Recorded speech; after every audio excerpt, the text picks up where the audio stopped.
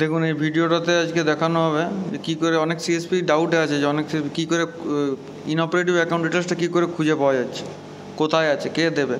দেখুন আপনাদের সাবকিও ক্রিয়েশনের আগের যে অপশনসটা আছে SBI আদার্স সার্ভিস 2, ওই অপশনসটাতে গিয়ে ওইখানে দেখুন একটা উপরে সবচেয়ে প্রথমে যে উপরের অপশনসটা আছে ফলো আপ বলে, ওই ফলো আপ অপশনসটাতে ফলো আপ রেকর্ডসে গিয়ে আপনারা প্রথমে ওইখানে ফার্স্টের রোটাতে ইনঅপারেটিভ সিলেক্ট করবেন। ইনঅপারেটিভ সিলেক্ট করার পর নিচের রোটাতে কিচ্ছু সিলেক্ট করতে হবে না।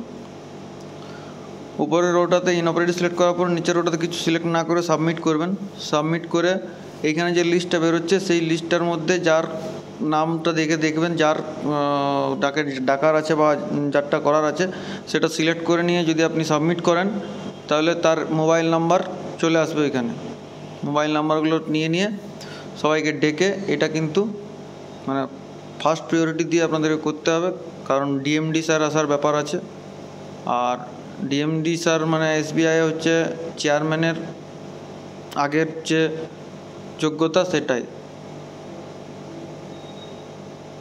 তো এই ইনঅপারেটিভ অ্যাকাউন্টের যে সিরিয়াসনেসটা আছে সেটা দেখুন। আর একটা কথা অবশ্যই খেয়াল রাখবেন যে এই লিস্টটার থেকে যটা আপনি করবেন বা যতগুলো আপনার পোর্টালে KYC করে এই লিস্টটা থেকে সরাবেন ততগুলোর আপনি 25 টাকা করে কমিশন পাবেন, কিন্তু 25 টাকা করে কমিশন অলরেডি ব্যাংক ডিক্লেয়ার করেছে।